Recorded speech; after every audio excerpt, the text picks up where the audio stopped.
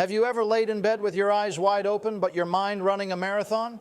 Have you ever replayed a conversation 10 times in your head, thinking of what you should have said or what might happen next time? You call it planning, you call it being careful, but let's be honest, most of the time it's overthinking. You're not stuck in life because you don't have the answers. You're stuck because you've thought yourself into a prison with no door. You've imagined failure so many times that you forgot how to imagine victory. And if you want to stop overthinking everything, it starts with one truth. You must recognize the pattern. Overthinking doesn't knock on your door and announce itself. It doesn't come with flashing lights or loud alarms. No, it creeps in silently. It disguises itself as logic. It hides behind just being cautious. It whispers, "Let's just think this through one more time." And before you know it, you've wasted hours, days, even years waiting for the perfect clarity that never comes. Recognizing the pattern means getting brutally honest with yourself. How many times have you stood at the edge of a decision, not because you lacked options, but because you were afraid to make the wrong one? How many opportunities have slipped through your hands because you were too busy playing out every possible scenario in your head? Here's what makes overthinking so dangerous. It feels productive. It feels like preparation. But the truth is, it's paralysis dressed as planning. You call it thinking ahead, but deep down it's fear. Fear of regret. Fear of failure, fear of what people will say if you get it wrong. And that fear keeps you circling the same thoughts over and over until you're mentally exhausted but haven't taken a single step forward. You have to recognize the loop. Overthinking follows a predictable cycle. A situation arises. A choice needs to be made. You start analyzing it. Then you analyze the analysis. Then you doubt the conclusion. And suddenly your brain is a storm of uncertainty, spinning so fast that clarity feels impossible. That's not strategy. That's sabotage. Most people don't even realize they're doing it. They think they're just being careful. But the truth is, they've trained their mind to avoid discomfort. They've confused thinking with acting. But life doesn't reward intentions. It rewards movement. The moment you become aware of this pattern, everything changes because awareness gives you power. You start to catch yourself when you're slipping into that spiral. You begin to hear that voice in your head that says, "What if it goes wrong?" And you answer it with, "But what if it goes right?" Recognizing overthinking means seeing the trap before you fall in. It means stepping back and saying, "Wait, I've been here before. This is the moment where I usually freeze, analyze it to death, and talk myself out of doing anything." It means interrupting the loop with bold awareness.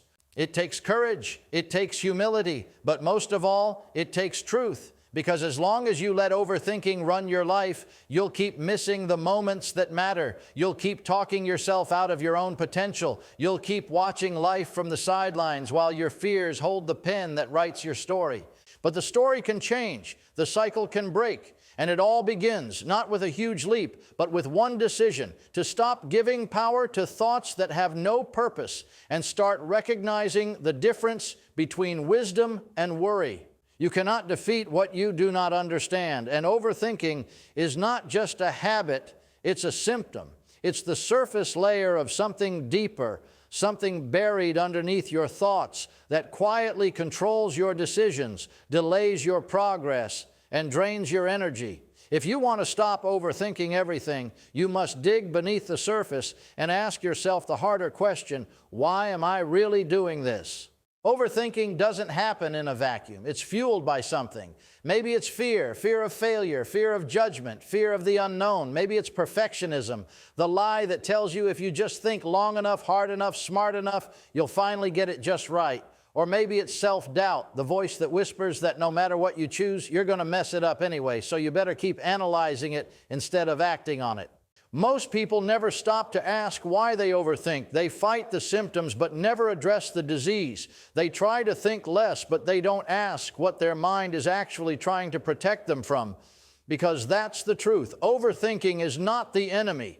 It's the brain's attempt to keep you safe. It's your survival instinct on overdrive. It believes that if it just runs every scenario enough times, you'll somehow escape failure, rejection, or regret. But life doesn't work that way. No amount of mental rehearsal can guarantee a painless path.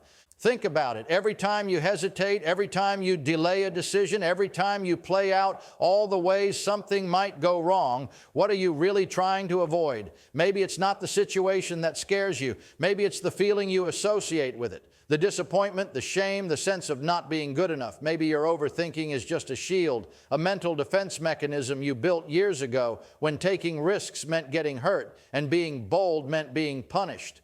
Understanding the root cause requires more than self-awareness. It requires honesty. It means sitting in silence and asking yourself, what am I really afraid of? And the answer is rarely what you expect. It's not just fear of making a mistake. It's the fear of what that mistake means about you. It's the belief that if you fail, you are a failure. If you make the wrong choice, you are wrong. If someone criticizes you, it must be because you're not enough. But that belief is a lie. You were not born with that kind of fear. Somewhere along the line, you were taught to be afraid, taught to be perfect, taught that mistakes meant weakness. And so now, instead of taking action, you overanalyze, you delay, you wait, you circle the same decision for days, weeks, sometimes years, not because you don't care, but because you care too much about avoiding pain. But listen to me. Avoiding pain is not the same as finding peace. And if you don't uncover what's truly driving your overthinking, it will continue to rob you of clarity, creativity, and courage. You'll keep trying to solve problems that don't exist because your mind is still stuck in survival mode. To change this, you have to be willing to go deeper. You have to look into your past and ask, when did I start believing that I always had to get it right? Who told me that one wrong step would ruin everything? Why do I keep punishing myself for not knowing all the answers? Because once you find that root, once you call it out, you take away its power. The truth is, overthinking is not the enemy. It's the alarm. The real battle is underneath. And until you face the fear behind the thought will keep coming back louder, stronger, and more convincing. But once you see the root for what it really is, not a truth, but a trauma, not reality, but a reaction, you can begin to move forward with wisdom, not worry.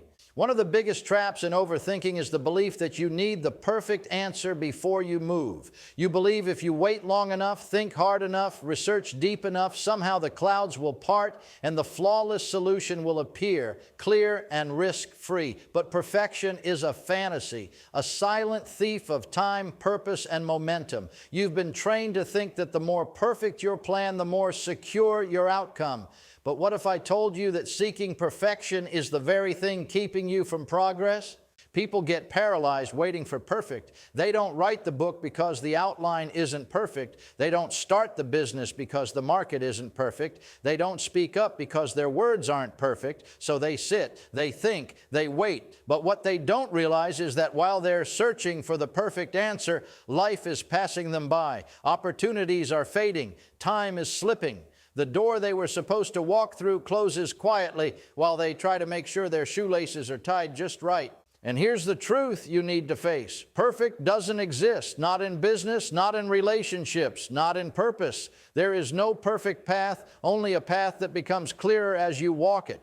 No one who has ever achieved anything great did so because they waited for all the answers. They achieved because they acted in faith, often without clarity. They made mistakes, yes, but they also made progress. And the difference between those who move forward and those who stay stuck is not intelligence. It's not talent. It's not luck. It's their willingness to begin without knowing everything. When you obsess over finding the perfect answer, what you're really doing is trying to protect yourself. You think that if you calculate enough variables, plan for every possible outcome, you'll be safe from failure, embarrassment, or pain. But no plan, no matter how brilliant, can shield you from every storm. At some point, you have to leap. At some point, you have to say, this is enough. This is what I know, and I'll learn the rest along the way. Because let me remind you, movement creates clarity. You don't think your way into understanding. You act your way into understanding. You figure it out as you go. And even if you take a wrong turn, you are not lost. You are learning. The idea that you can map the entire journey before you start is not preparation. It's procrastination in disguise.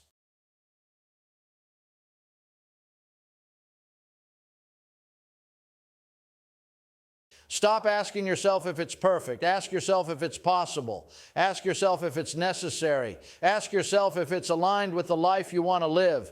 And if the answer is yes, then do it. Start, begin. Because while the world is waiting for perfection, the people who change the world are the ones who begin before they feel ready.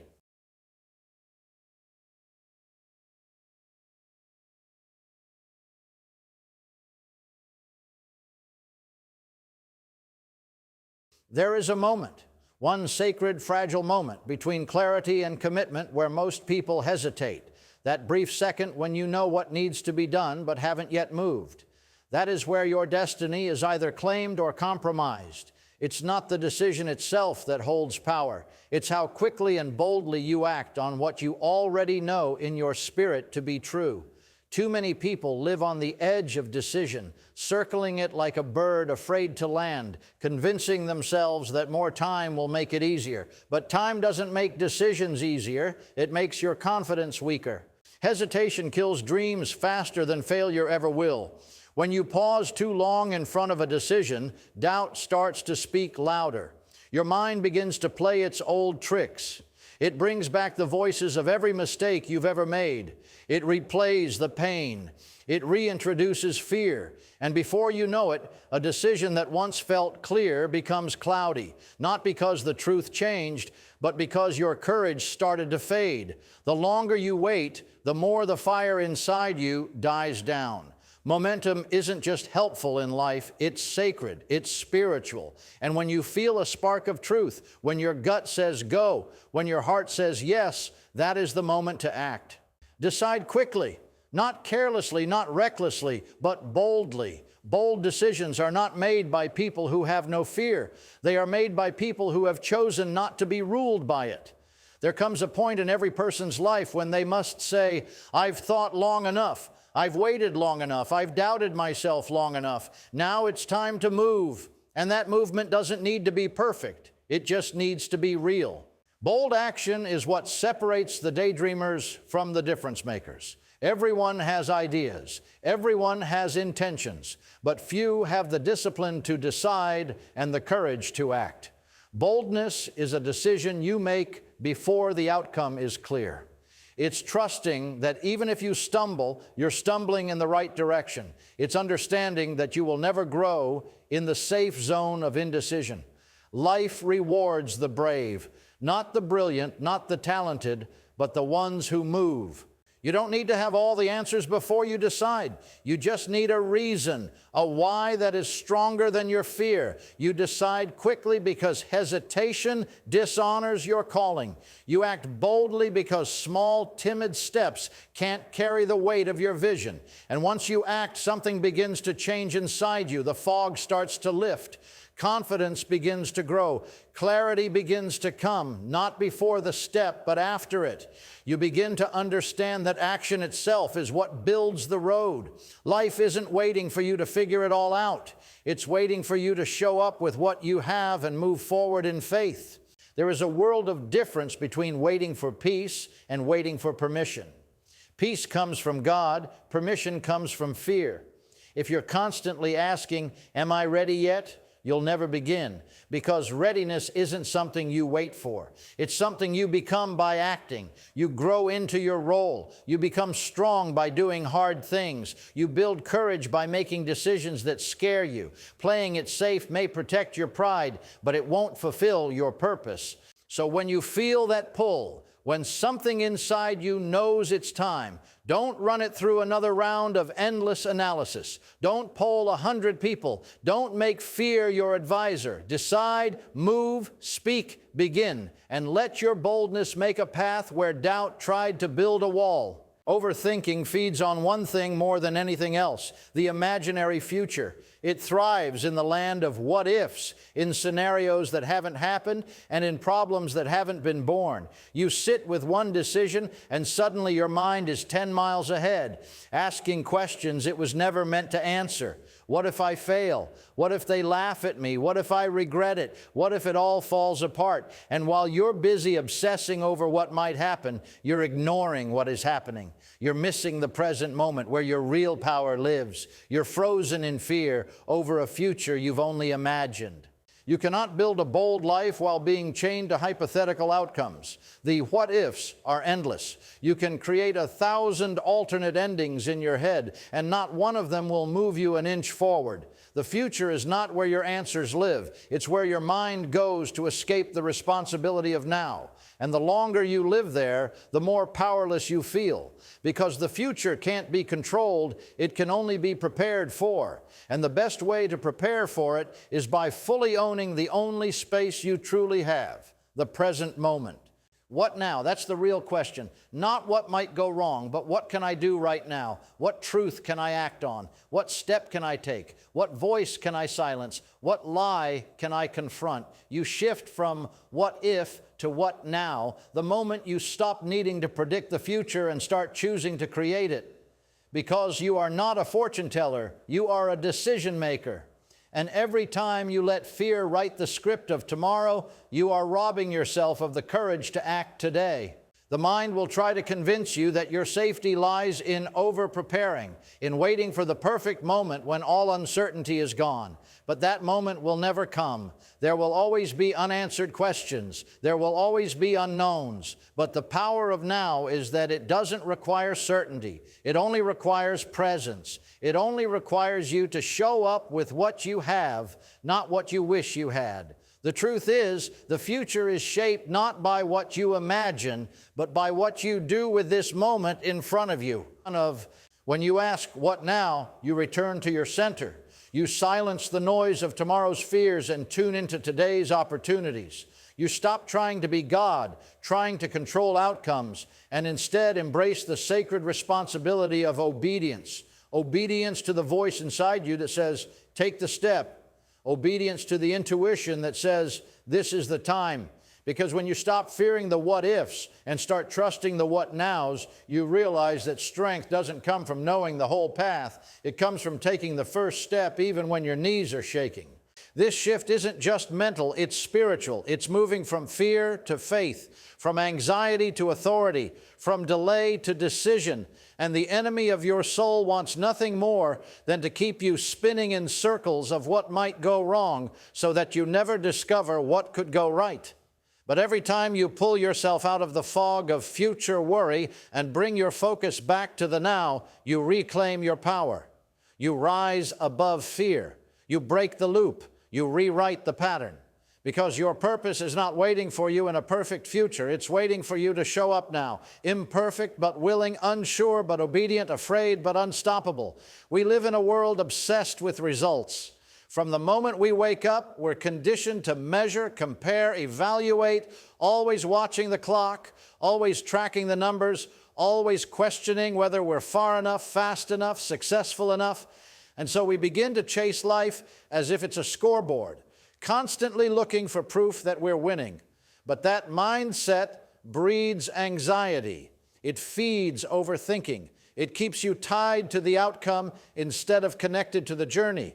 And when you live that way, you lose something sacred, the ability to trust the process. You see, when you're fixated on the outcome, you begin to judge every step by whether it's producing visible results. If it doesn't look like it's working, you start questioning the entire path. If the results are delayed, you assume you've failed. If progress is slow, you believe you've taken a wrong turn. That's because your trust is in the end, not in the unfolding. But transformation rarely happens in the spotlight. Growth doesn't always announce itself. And progress often shows up looking like silence, like confusion, like stillness, until one day it reveals what it was building in you all along. You cannot control the outcome. You were never meant to. What you can control is your obedience, your focus, your consistency. That is where your authority lies, not in shaping the finish line, but in showing up fully for the process. Some days the path will make sense. Other days it won't. But your job isn't to understand every step. It's to take the next one with faith. It's to believe that just because you can't see the fruit yet doesn't mean the seed isn't growing. Trusting the process means learning to be okay with silence. It means doing the right thing even when it doesn't produce immediate results. It means staying committed even when the feelings fade, because it's not passion that carries you through hard seasons, it's discipline. And discipline is born when you stop needing instant results and start building from a deeper place, a place of purpose, a place of vision, a place that says, I don't need proof to keep going. I have purpose, and that is enough. The truth is, real breakthroughs don't come when everything falls into place. They come when nothing makes sense, but you keep going anyway. When your plans collapse, but your faith stands. When doors close, but you trust that another is being built in silence. That's what it means to trust the process. It's not passive, it's not soft, it's fierce, it's gritty. It's choosing to keep sowing even when the soil looks barren. It's refusing to let the delay destroy your drive. It's believing that your consistency is doing more than you can see.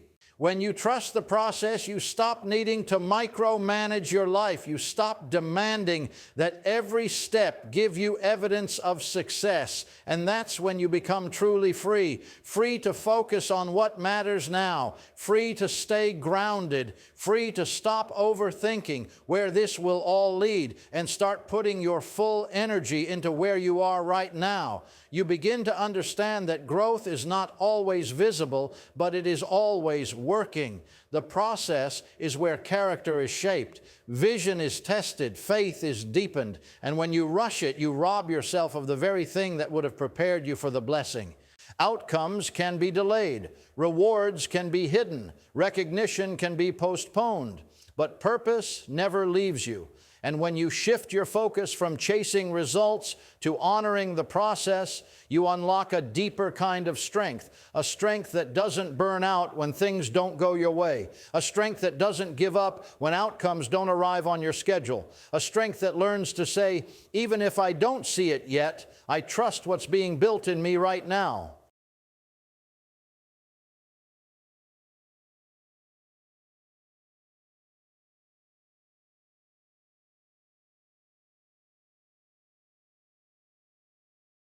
In a world flooded with voices, opinions, headlines, expectations, distractions, your mind can feel like a crowded room with no exit. Everyone wants to speak into your life. Society tells you who to be. Social media tells you what success should look like. Family tells you what's practical, and fear tells you to play it safe. There's a constant noise, and if you don't learn to silence it, you'll never hear what matters most. You'll never hear yourself.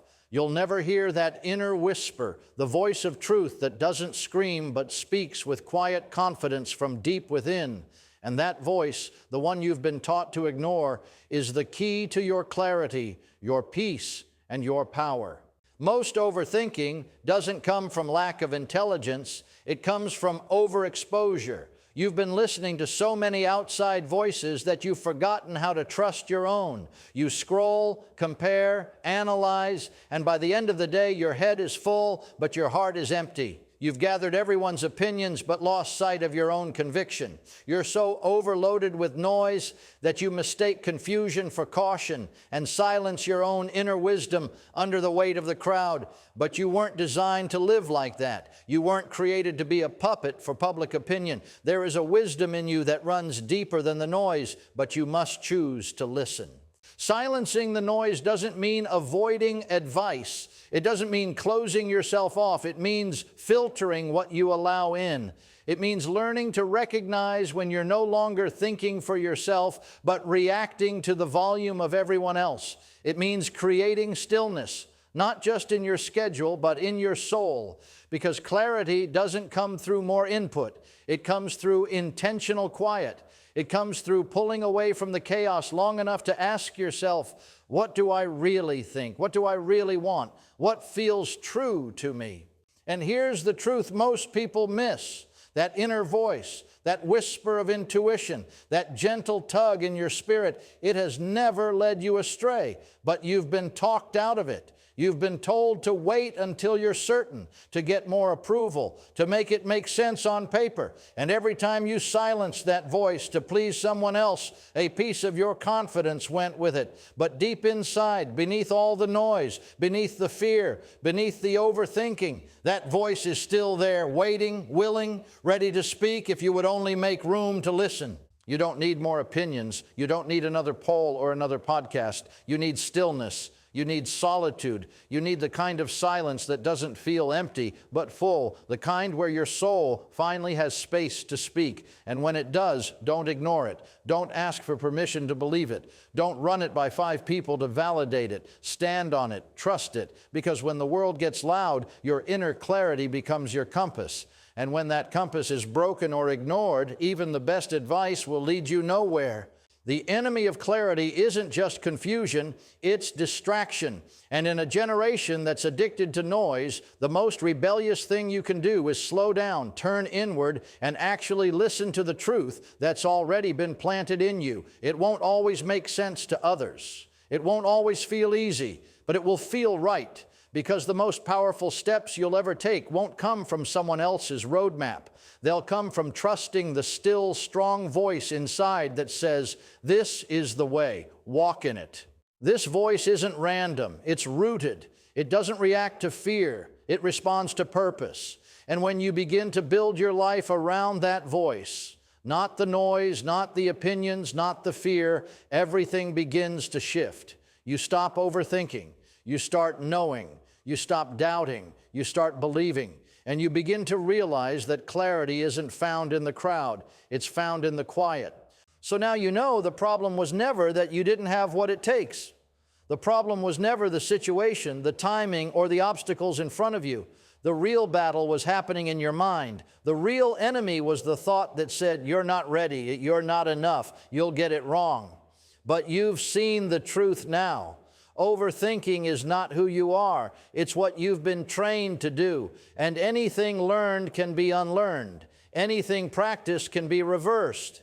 You've walked through every layer, the patterns, the fear beneath them, the lies perfection told you, the paralysis of indecision, the prison of what if, the pressure of outcomes, the roar of the world around you. And now you stand at the edge of a different life.